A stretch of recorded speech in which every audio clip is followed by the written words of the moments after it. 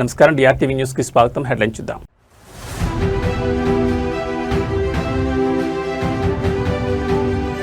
విజయవాడలో అంతర్జాతీయ యోగా దినోత్సవ వేడుకలు. బాబా రామ్దేవ్తో కలిసి మంత్రి లోకేష్ యోగాసనాలు.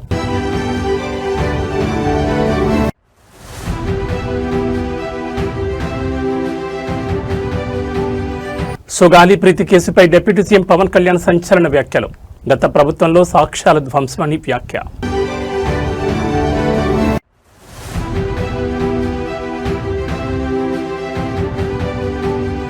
జేఈఈ ఫలితాల్లో తెలంగాణ విద్యార్థి సంచలనం. స్టేట్ టాపర్ వివార్ధన్ను అభినందించిన KTR.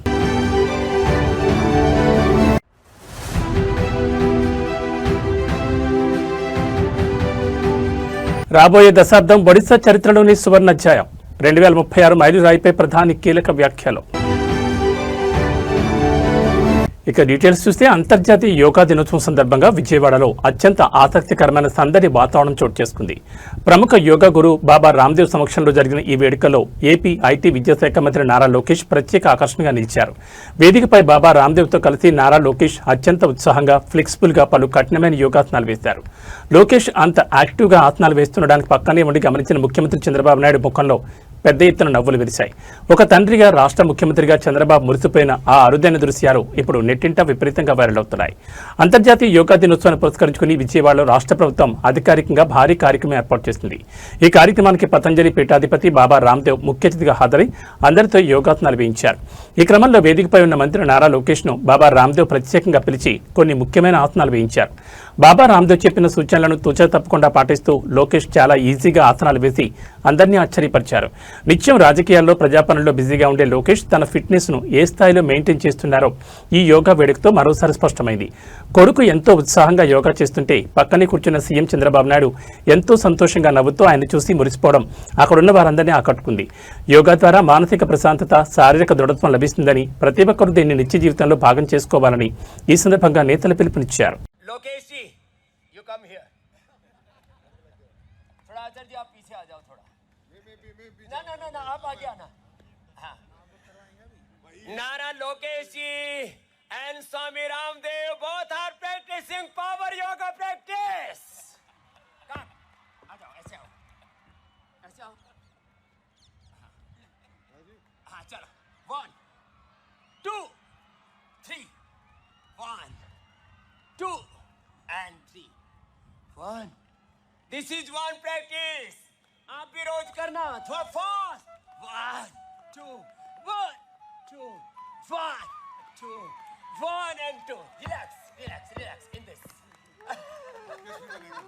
Hold on. Slowly. Now only 2 3. Not more. Now this. Keep your right hand here. Right leg.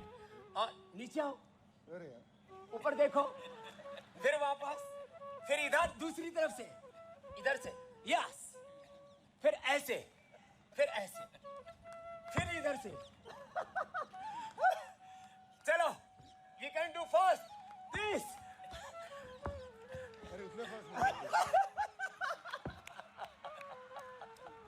Very good. Now, one is enough. This. Take a deep breath, raise your body upside, then exhale the breath, come back to in the normal position. Now we are doing this 10 times only. अरे जोरदार ताली बजाओ लोकेश नारा जी के लिए. हाँ, ये ऐसे, this, very good. एक बार जोरदार तालियां. अभी रुको. Only one practice. This.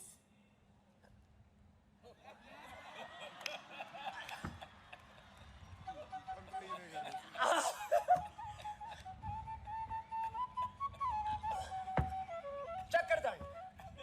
This.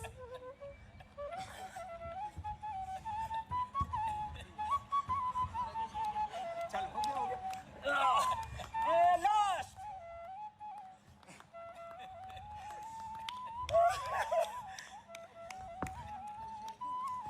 चलो जोरदार तालियां. जोरदार तालियां हो जाए. इनको आज पावर दी है ना. but he's very powerful guy. अब देखो, हाँ, लोकेश जी, you come here. थोड़ा आचार्य जी आप पीछे आ जाओ थोड़ा.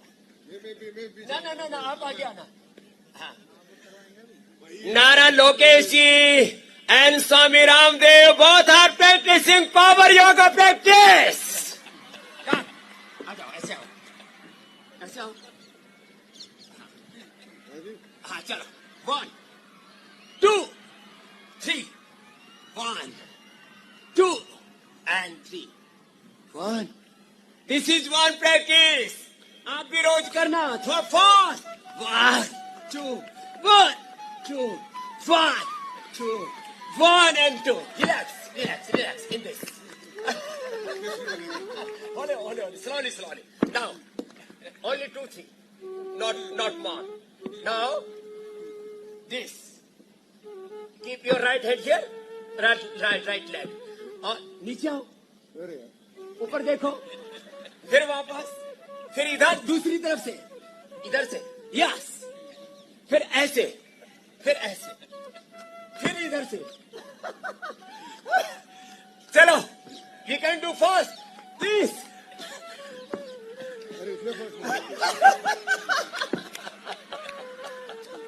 Very good. No. One is enough. This. Take a deep breath. Raise your body upside. Then exhale the breath. Come back to in the normal position. Now we are doing this 10 times only. अरे जोरदार ताली बजाओ लोकेश नारा जी के लिए.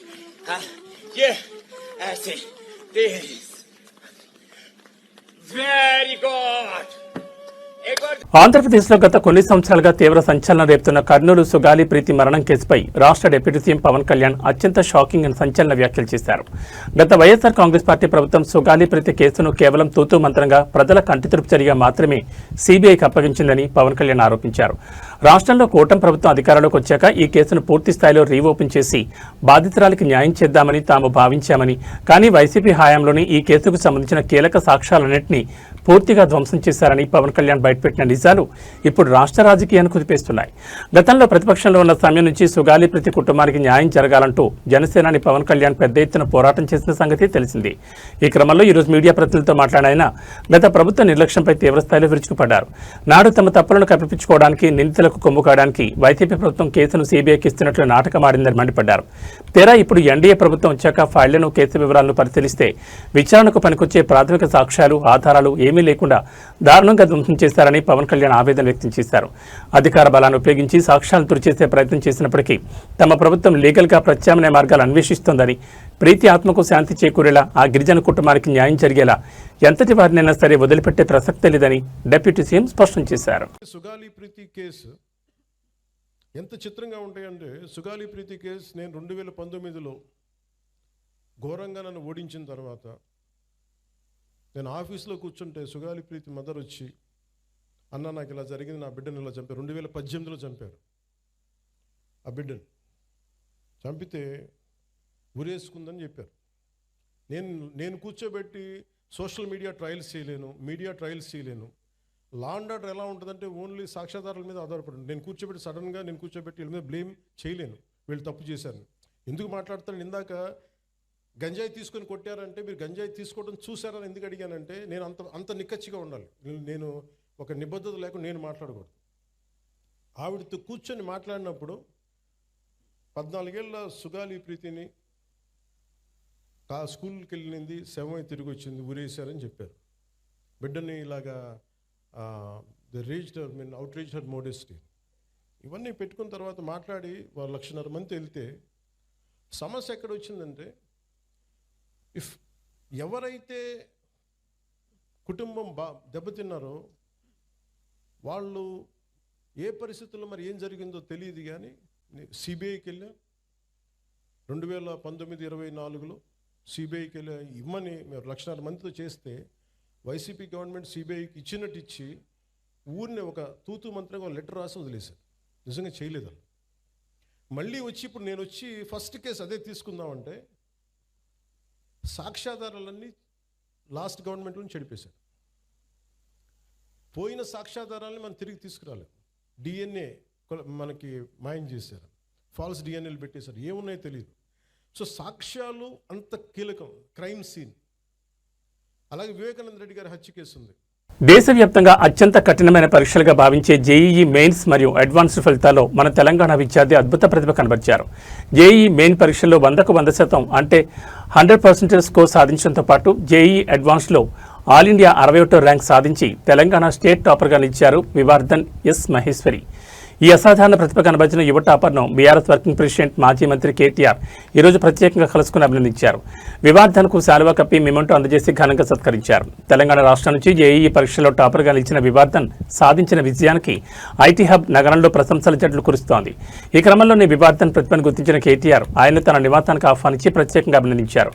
ఉన్నత చదువుల్లో మరింత రాణించి దేశం గర్వించదగ్గ స్థాయికి ఎదగాలని ఆకాంక్షించారు. కేటీఆర్ సత్కారంపై టాపర్ వివార్ధన్ ఎంతో సంతోషం వ్యక్తం చేశారు. కేటీఆర్ సార్ను కలవడం నాకు దక్కిన గొప్ప అనుభవంగా గౌరవంగా భావిస్తున్నాను. ఆయన మాట్లాడిన మాటలు నాలో సరికొత్త స్ఫూర్తి నింపాయి. విజయం అనేది కేవలం మార్కులు, ర్యాంకులు లేదా ఫలితాలకే పరిమితం కాదని, జీవితంలో క్రమశిక్షణతో ఉండడం, స్థిరత్వాన్ని ప్రదర్శించడం మరియు పరిమితులకు లోబడకుండా ఆలోచించడమే అసలైన విజయమని కేటీఆర్ సార్ నాకు గుర్తు చేశారు. ఆయన ఇచ్చిన గైడెన్స్ నా భవిష్యత్ ప్రయాణానికి ఎంతో ఉపయోగపడుతుందని వివార్ధన్ ఎమోషనల్గా పంచుకున్నారు. దేశంలోనే టాప్ ర్యాంక్ సాధించి తెలంగాణ సత్తాను చాటిన వివార్ధన్ ఎస్ మహేశ్వరి భవిష్యత్తులో మరిన్ని ఉన్నత శిఖరాలను అధిరోహించాలని అందరూ కోరుకుంటున్నారు.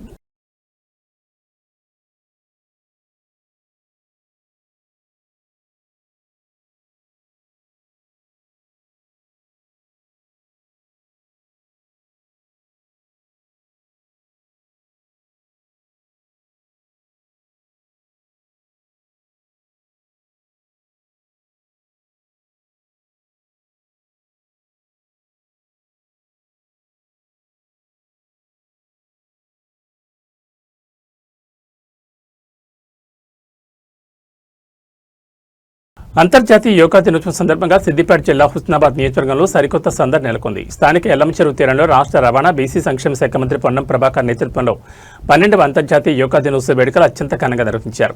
ఈ వేడుకల్లో మంత్రి పొన్నం ప్రభాకర్ స్వయంగా పాల్గొని స్థానిక యువత, విద్యార్థులు మరియు యోగా సాధకులతో కలిసి పలు ఆసనాలు వేశారు.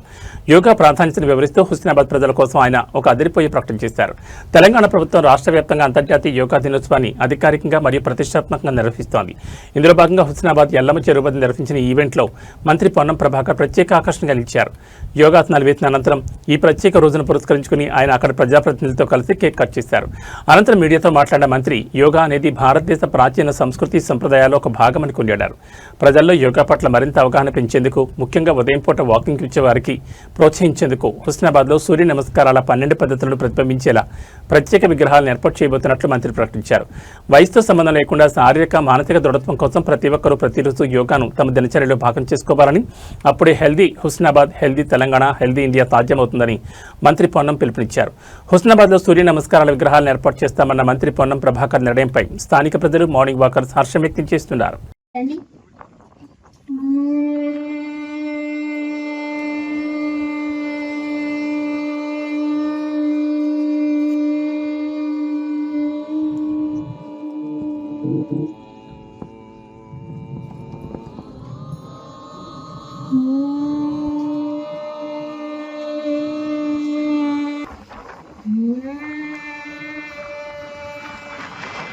భారతదేశ సమగ్ర అభివృద్ధిలో ఒడిశా రాష్ట్రం అత్యంత కీలకమైన పాత్ర పోషించబోతోందని ప్రధాని నరేంద్ర మోడీ స్పష్టం చేశారు. ఒడిశా ప్రగతితోనే నవభారత్ నిర్మాణం సాధ్యమవుతుందని ఆయన పేర్కొన్నారు. అటు 2036లో ఒడిశా రాష్ట్రం 100 ఏళ్ల మైలురాయిని, ఇటు 2047లో దేశం స్వాతంత్ర్య శతాబ్ది వేడుకలు జరుపుకోనున్న నేపథ్యంలో ఒడిశా సాధించే వృద్ధి దేశ ప్రగతిని సరికొత్త శిఖరాలకు చేరుస్తుందని ప్రధాని ఆశాభావం వ్యక్తం చేశారు. ఇదే సమయంలో నేడు జూన్ 21 అంతర్జాతీయ యోగా దినోత్సవాన్ని పురస్కరించుకుని దేశ ప్రజలందరూ పెద్ద సంఖ్యలో యోగా వేడుకల్లో పాల్గొని ఆరోగ్య భారతాన్ని నిర్మించాలని పిలుపునిచ్చారు. కేంద్రంలో మరియు ఒడిశాలో డబుల్ ఇంజన్ సర్కార్ వేగంగా అడుగులు వేస్తున్న తరుణంలో ప్రధాని మోడీ చేసిన వ్యాఖ్యలు ప్రాధాన్యత సంతరించుకున్నాయి. రాబోయే దశాబ్దం ఒడిశా చరిత్రలోనే కాకుండా యావత్ దేశ అభివృద్ధిలోని ఒక సువర్ణ అధ్యాయం కాబోతుందన్నారు. ఒడిశాలో ఉన్న సహజ వనరులు, మానవ వనరులను పూర్తి స్థాయిలో సద్వినియోగం చేసుకుంటూ నవభారత్ నిర్మాణంలో ఆ రాష్ట్రాన్ని ముందంజలో నిలుపుతామని హామీ ఇచ్చారు. మరోవైపు జూన్ 21 అంతర్జాతీయ యోగా దినోత్సవాన్ని పురస్కరించుకుని ప్రధాని మోడీ దేశవ్యాప్తంగా విస్తృతంగా ప్రచారం కల్పించారు. యోగా అనేది కేవలం ఒక వ్యాయామం మాత్రమే కాదని, అది శారీరక, మానసిక సంపూర్ణ ఆరోగ్యానికి మార్గమని ప్రధాని గుర్తు చేశారు. ప్రపంచవ్యాప్తంగా భారత్ అందించిన ఈ అద్భుత విద్యను ప్రతి ఒక్కరూ ఆదరిస్తూ నేడు జరిగే ప్రత్యేక యోగా ప్రదర్శనలో భాగస్వాములు కావాలని దేశ ప్రజలకు యువతకు పిలుపునిచ్చారు. ప్రధాని పిలుపుతో దేశంలోని అన్ని ప్రధాన నగరాలు మరియు చారిత్రక ప్రదేశాల్లో యోగా వేడుకలు ఘనంగా ప్రారంభమయ్యాయి. साथियों, आने वाले समय में हमारे सामने दो महत्वपूर्ण पड़ाव है. 2036 में उड़ीसा के गठन के 100 वर्ष पूरे होंगे और 2047 में भारत की स्वतंत्रता के 100 वर्ष पूरे होने वाले. यानी उड़ीसा और देश का लक्ष्य एक ही दिशा में है. ओडिशा की अर्थव्यवस्था मजबूत होगी तो भारत मजबूत होगा. मुझे ओडिशा के सामर्थ्य पर भरोसा है. हमें मिलकर ओडिशा को विकास की बुलंदियों पर पहुंचाना है. साथियों, कल 21 जून को अंतर्राष्ट्रीय योग दिवस भी मनाया जाना है. ज्ञान और योग की धरती ओडिशा, योग यहां के संस्कारों का हिस्सा रहा है. मैं ओडिशा की धरती से पूरे देश से, पूरी दुनिया के लोगों से आह्वान करता हूं, आप सब ज्यादा से ज्यादा संख्या में योग दिवस में हिस्सा लें. मैं एक बार फिर आप सभी को आज के अवसर और विकास परियोजनाओं की बहुत बहुत बधाई देता हूं. मैं माननीय राष्ट्रपति जी का विशेष रूप से आभार प्रकट करता हूं कि मुझे उनके साथ उनकी कर्मभूमि को देखने का मौका मिला. एक बार फिर उन्हें जन्मदिन की बहुत बहुत बधाई, बहुत बहुत धन्यवाद. जय जगन्नाथ, जय जगन्नाथ, जय जगन्नाथ.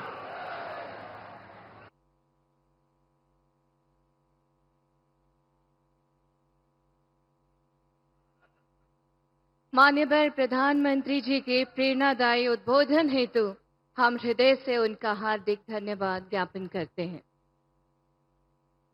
मयूरभंजर माटी आज गर्वित. भारतर सर्वोच्च सांविधानिक पदवी को निजर निष्ठा, सरलता और सेवा भाव में अलंकृत करुथिबा माननीय राष्ट्रपति श्रीमती द्रौपदी मुर्मू महोदया आज समग्र देश पई प्रेरणा साजिछंती. जोरदार करताली दे. P.N. Reddy High School, recognized by Government of Telangana. Narsapur Crossroads, District Medak. Classes from nursery to 10th class. English medium, ప్రశాంత వాతావరణంలో నెలకొని అన్ని వసతులతో ఉన్న విశాలమైన స్వంత భవనం, కాలుష్యరహిత గ్రీన్ క్యాంపస్. అన్ని తరగతుల ప్రజలకు అందుబాటులో సాధారణ ఫీజులు, అత్యున్నత విద్యా ప్రమాణాలు, అసాధారణమైన విజయాలు. మా ప్రత్యేకతలు: నర్సరీ, ఎల్కేజీ, యూకేజీ పిల్లలకు ప్లేవే టీచింగ్ విధానం, round the clock CC camera monitoring, అనుభవం గడించిన ఉపాధ్యాయుల బృందం, కేరళ టీచర్లచే విద్యా బోధన, వసతులతో కూడినటువంటి విశాలమైన తరగతి గదులు, పరిమిత సంఖ్యలో విద్యార్థులు.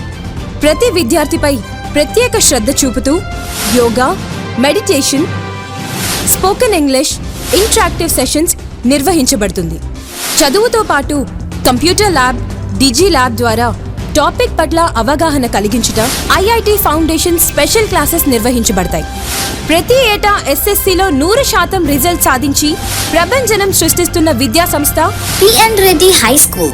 Science lab, science fair, art fair నిర్వహించుట, సాంస్కృతిక కళలు, డాన్స్, డ్రామా, గేమ్స్ నిర్వహించుట మరియు సోషల్ యాక్టివిటీస్లో పార్టిసిపేట్ చేయించుట,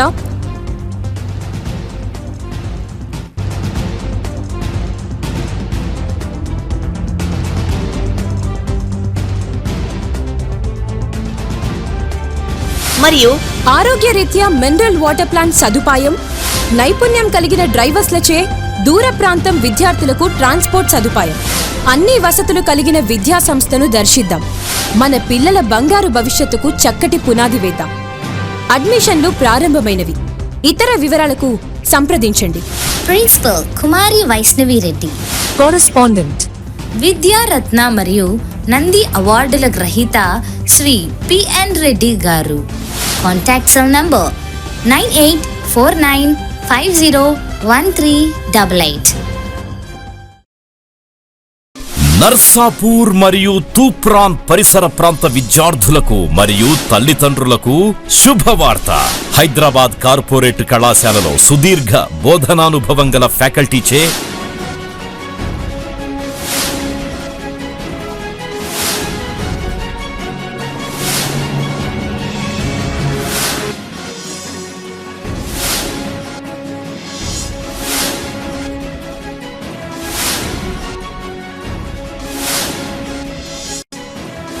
బోధనలు అందిస్తూ నూతన టెక్నాలజీతో డిజిటల్ టీచింగ్ ని ప్రవేశపెడుతూ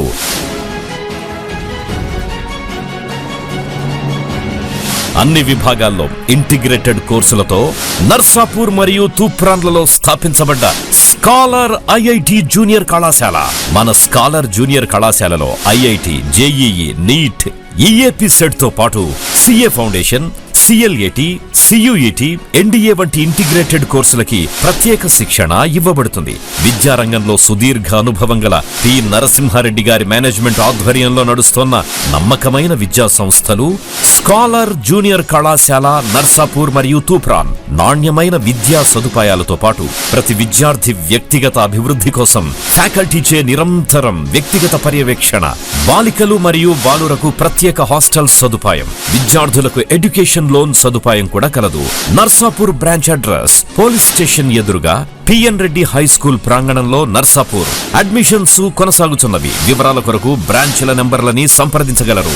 scholar IIT junior college opposite police station Narsapur. సంప్రదించవలసిన ఫోన్ నంబర్లు 9704255697, 9849501388. మీ విజయానికి సరైన గమ్యం స్కాలర్ ఐఐటి జూనియర్ కళాశాల. మీ విజయానికి సరైన గమ్యం. ఆంధ్రప్రదేశ్లో విజయవాడ కృష్ణలంక పోలీస్ స్టేషన్ పరిధిలో చోటు చేసుకున్న గాదే సాయికృష్ణ లాకప్ డెత్ వ్యవహారం తీవ్ర రాజకీయ దుమారం రేపుతోంది. ఈ దారుణ ఘటనకు నిరసనగా బాధిత కుటుంబానికి న్యాయం చేయాలంటూ తిరుపతిలో వైఎస్ఆర్ కాంగ్రెస్ పార్టీ భారీ ఎత్తున రోడ్డుపైకి వచ్చింది. శాంతి భద్రతలను కాపాడడంలో ఘోరంగా విఫలమైన రాష్ట్ర హోంమంత్రి వెంగళపూడి అనిత తక్షణమే తన పదవికి రాజీనామా చేయాలని వైసీపీ సీనియర్ నేత భూమన కరుణాకర్ డిమాండ్ చేశారు. సాయికృష్ణ తల్లికి సంఘీభావంగా తిరుపతిలో నిర్వహించిన భారీ నిరసన ర్యాలీలో ఆయన కూటమి ప్రభుత్వంపై తీవ్రస్థాయిలో విరుచుకుపడ్డారు. విజయవాడ కృష్ణలంక పోలీస్ స్టేషన్లో విచారణ ఖైదీ గాది సాయికృష్ణ అనుమానాస్పద స్థితిలో ప్రాణాలు కోల్పోవడం, ఆపై సాక్ష్యాలను మాయం చేసే ప్రయత్నం జరిగిందనే ఆరోపణల నేపథ్యంలో వైసీపీ శ్రేణులు నిరసన బాటపట్టాయి. తిరుపతిలోని అనంత వీధి నుంచి ప్రారంభమైన ఈ భారీ నిరసన ర్యాలీ గాంధీ రోడ్, పోలమఠం వరకు కొనసాగింది. ఈ సందర్భంగా మాట్లాడిన భూమన కరుణాకర్ రెడ్డి, రాష్ట్రంలో కూటమి ప్రభుత్వం అధికారంలోకి వచ్చిన నాటి నుంచి కక్ష సాధింపు చర్యలు ఏ స్థాయిలో సాగుతున్నాయో ప్రజలందరూ గమనిస్తున్నారని మండిపడ్డారు. అనంతపురం జిల్లాలో ఒక దళిత మహిళ కుటుంబానికి జరిగిన లాకప్ డెత్ ఘటన మరొక ముందే రాష్ట్రంలో ఇలాంటి అరాచకాలు వరుసగా పునరావృతమవుతున్నాయని ఆవేదన వ్యక్తం చేశారు. కృష్ణలంక పిఎస్లో జరిగిన ఈ ఘోరానికి కేవలం సస్పెండ్ అయిన సీఐ ఒక్కరే బాధ్యుడు కాదని, ఆయన వెనుక ఉండి నడిపించిన రాజకీయ పెద్దలు, ఉన్నతాధికారులు ప్రతి ఒక్కరిపై చర్యలు తీసుకోవాలన్నారు. ఈ కేసులో నిజాలు బయటకు రావాలంటే తక్షణమే సిబిఐ విచారణ జరిపించాలని, బాధితుడి తల్లికి న్యాయం జరిగే వరకు తాము పోరాటం ఆపబోమని స్పష్టం చేశారు.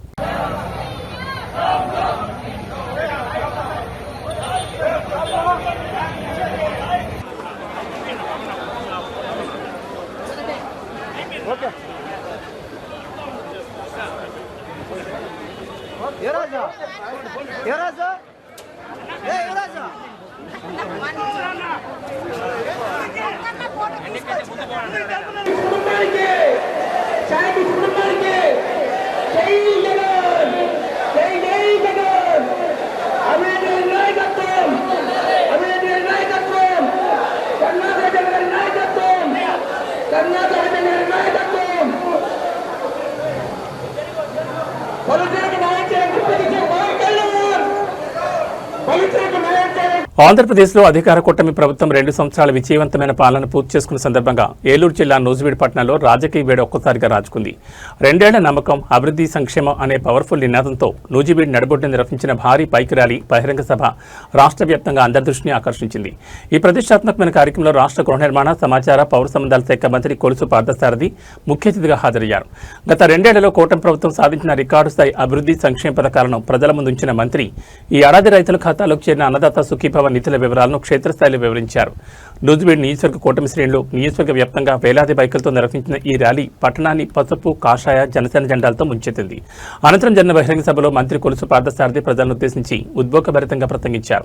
చంద్రబాబు నాయుడు నేతృత్వంలోని కూటమి ప్రభుత్వం అధికారంలోకి వచ్చిన 2 ఏళ్లలోనే నూజివీడు నియోజకవర్గంతో పాటు ఏలూరు జిల్లా రూపురేఖలను మార్చడానికి పక్కా రోడ్ మ్యాప్తో ముందుకు వెళ్తోందని చెప్పారు.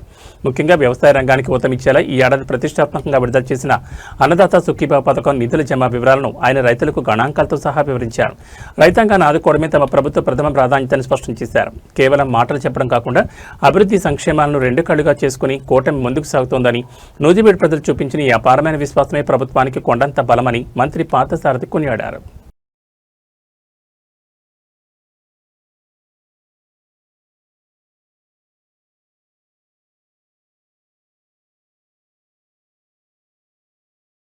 తెలంగాణ రాజకీయాల్లో జనసేన అధినేత పవన్ కళ్యాణ్ పర్యటనలు, ఆయన చేసిన వ్యాఖ్యలపై అధికార ప్రతిపక్షాల మధ్య మాటల యుద్ధం ముదిరిపాకాన పడింది.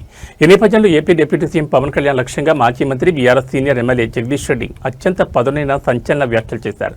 సినిమాల్లో వచ్చే ఐటెం సాంగ్స్కు కథతో ఎలాంటి సంబంధం ఉండదో, రాజకీయాల్లో పవన్ కళ్యాణ్ మాట్లాడే మాటలు కూడా అలాగే ఉంటాయని జగదీష్ రెడ్డి ఎద్దేవా చేశారు.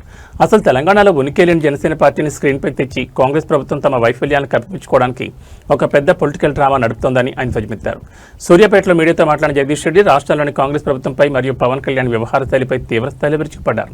తెలంగాణలో ప్రస్తుతం రైతుల ధాన్యం కొనుగోలు, ఇతర ప్రజా సమస్యలు తీవ్రంగా ఉన్నాయని, వాటి నుంచి ప్రజల దృష్టిని మళ్లించడానికే ముఖ్యమంత్రి రేవంత్ రెడ్డి పవన్ కళ్యాణ్ కలిసి ఈ కొత్త నాటకాన్ని తెరలేపారని ఆరోపించారు.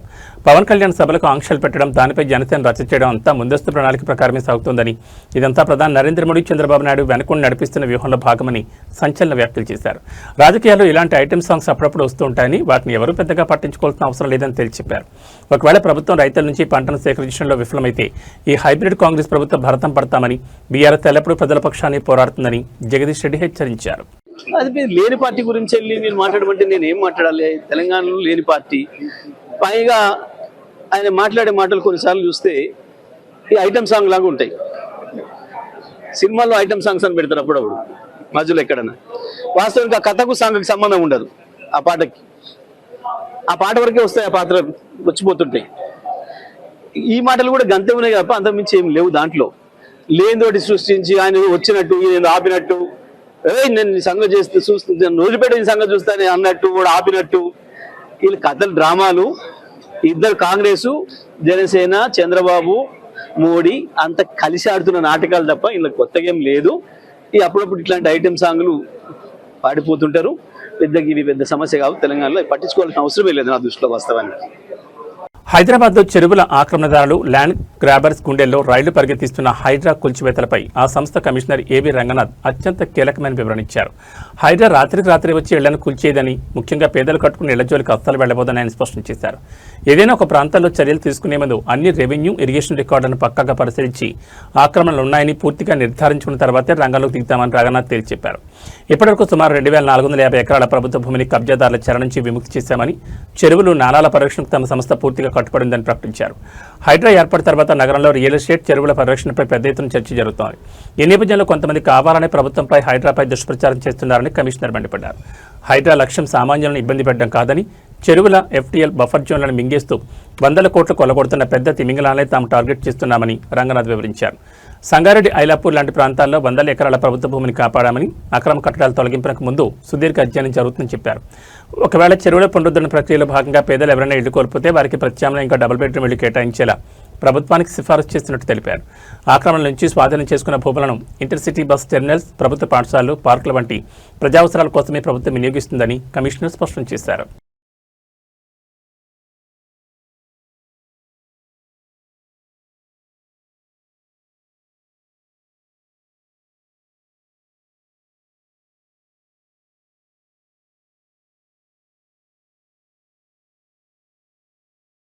టాలీవుడ్ బాక్సాఫీస్ రికార్డులను తిరగరాసిన రంగస్థలం చిత్రం తర్వాత global star Ram Charan, creative genius Sukumar కాంబినేషన్లో అనౌన్స్ అయిన RC-17 ప్రాజెక్ట్ కోసం మేఘాభిమానులు ఎంతగానో ఎదురుచూస్తున్నారు.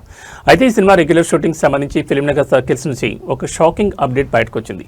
ఈ క్రేజీ ప్రాజెక్ట్ సెట్స్ పైకి వెళ్లడం అనుకున్న దానికంటే కాస్త ఆలస్యం కానుందని సమాచారం.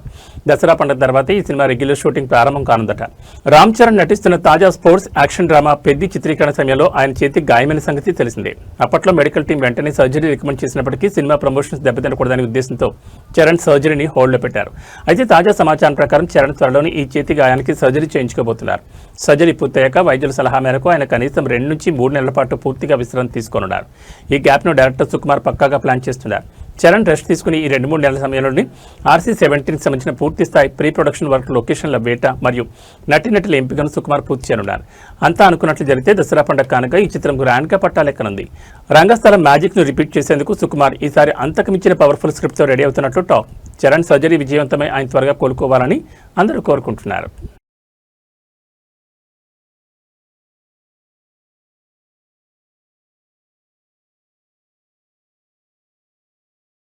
దేశవ్యాప్తంగా అత్యంత వివాదాస్పదమైన నీట్ యూజీ రాసే విద్యార్థులకు మరియు తల్లిదండ్రులకు ఇది అత్యంత కీలకమైన సమయం. జూన్ 21వ తేదీన అంటే రేపు నిర్వహించబోయే నీట్ పునఃపరీక్షను 100% పారదర్శకంగా పకడ్బందీగా నిర్వహించేందుకు కేంద్ర ప్రభుత్వం మరియు నేషనల్ ఏజెన్సీ సర్వశక్తులు ఒడ్డుతున్నాయి. ఇందులో భాగంగానే పరీక్షా కేంద్రాల వద్ద ఏర్పాట్లు, ప్రశ్నపత్రాల సురక్షిత రవాణా మరియు అభ్యర్థుల తనిఖీ వ్యవస్థల పనితీరును పరిశీలించేందుకు ఈరోజు దేశవ్యాప్తంగా ఒక భారీ మాక్ డ్రిల్ నిర్వహించారు. దేశంలోని 551 నగరాలతో పాటు 14 అంతర్జాతీయ కేంద్రాల పరిధిలోని సుమారు 5,440 పరీక్షా కేంద్రాల్లో ఈ రోజు ఉదయం నుంచే మాక్ డ్రిల్ ప్రారంభమైంది. ఈసారి పరీక్షల్లో ఎలాంటి తప్పులు జరగకూడదని ఉద్దేశంతో దాదాపు 2.5 లక్షల మంది భద్రతా సిబ్బందిని ఎన్టీఏ రంగంలోకి దించింది. పరీక్షా కేంద్రాలను 95,000 గదుల్లో అమర్చిన 138,560 సీసీ కెమెరాల లైవ్ ఫీడ్ను నేషనల్ మరియు స్టేట్ లెవెల్ కంట్రోల్ రూమ్లకు కనెక్ట్ చేసి చెక్ చేశారు. బయోమెట్రిక్ వెరిఫికేషన్ సిస్టమ్స్ సవ్యంగా పనిచేస్తున్నాయా లేదా అని నిర్ధారించుకోవడంతో పాటు ఎలక్ట్రానిక్ పరికరాల ద్వారా మోసాలకు పాల్పడకుండా ఉండేందుకు రికార్డు స్థాయిలో 51,311 మొబైల్ సిగ్నల్ జామర్లను పరీక్షా వేదికల వద్ద టెస్ట్ చేశారు. అభ్యర్థులను కేంద్రంలోకి అనుమతించే ముందు 2 అంచెల తనిఖీలు ఉంటాయని, ప్రతి 100 మంది అభ్యర్థులకు ఒక తనిఖీ సిబ్బంది చొప్పున నియమించామని అధికారులు స్పష్టం చేశారు. పరీక్షా కేంద్రాల చుట్టూ 100 మీటర్ల పరిధిలో నిషేధాజ్ఞలు అమలు చేయబోతున్నారు. రేపు మధ్యాహ్నం 2 గంటల నుంచి సాయంత్రం 5:15 వరకు ఈ పరీక్ష జరగనుంది.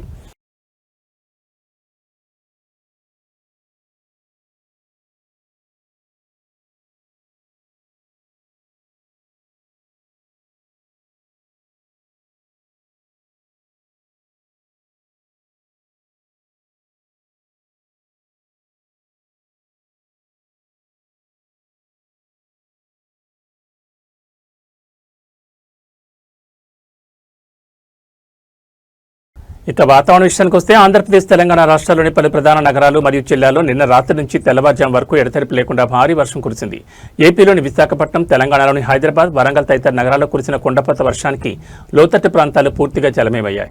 రాబోయే మరో 3 గంటల్లో ఆంధ్రప్రదేశ్లోని పలు జిల్లాల్లో భారీ నుంచి అతి భారీ వర్షాలు కురిసే అవకాశం ఉందని విపత్తుల నిర్వహణ సంస్థ హెచ్చరించింది. అటు భాగ్యనగరాన్ని ఈ రోజు ఉదయాన్నే భారీ వర్షం నిద్రలేపింది. నగరంలోని ప్రధాన రహదారులు, చెరువులను తలపిస్తుండటంతో వాహనదారులు తీవ్ర ఇబ్బందులు పడుతున్నారు. కోస్తాంధ్రలో వాతావరణం ఒక్కసారిగా మారిపోయింది. రాబోయే కొన్ని గంటల్లో పశ్చిమ గోదావరి, ఏలూరు, ఎన్టీఆర్, కృష్ణా జిల్లాలో భారీ వర్షాలు కురిసే అవకాశం ఉండడంతో అధికారులు ఆరెంజ్ అలర్ట్ జారీ చేశారు. అలాగే కాకినాడ, తూర్పుగోదావరి జిల్లాలకు ఎల్లో అలర్ట్ ప్రకటించారు. ముఖ్యంగా మచిలీపట్నం, ఏలూరు, నరసాపురం, దివిసీమ, గుడివాడ, భీమడోలు పరిసర ప్రాంతాల ప్రజలు అప్రమత్తంగా ఉండాలని, తీవ్రమైన పిడుగులు పడే అవకాశం ఉందని వాతావరణ శాఖ హెచ్చరించింది. ఇక తెలంగాణ విషయానికి వస్తే రాజధాని హైదరాబాద్ను ఉదయాన్నే వర్షం ముంచెత్తింది. నగర శివారుతో పాటు ఎల్బీ నగర్, దిల్సుఖ్ నగర్, నాంపల్లి, కోటి, లకడికపూల్, పంజాగుట్ట పరిసరాల్లో వర్షం కుండపోతగా కురిసింది. జూబ్లీ హిల్స్లోని కృష్ణానగర్, డౌన్ ప్రాంతాల్లో వరద నీరు రోడ్లపై ఉధృతంగా పారుతోంది. ఉదయాన్నే ఆఫీసులకు, పనులకు వెళ్లే ఉద్యోగులు, కార్మికులు తీవ్ర ఇబ్బందులు ఎదుర్కొన్నారు. ఈ వర్షం ఉప్పల్, మేడ్చల్, ఇటు ఇబ్రహీంపట్నం, షాద్నగర్ వైపు కూడా విస్తరించే అవకాశం ఉందని వాతావరణ శాఖ నిపుణులు అంచనా వేస్తున్నారు.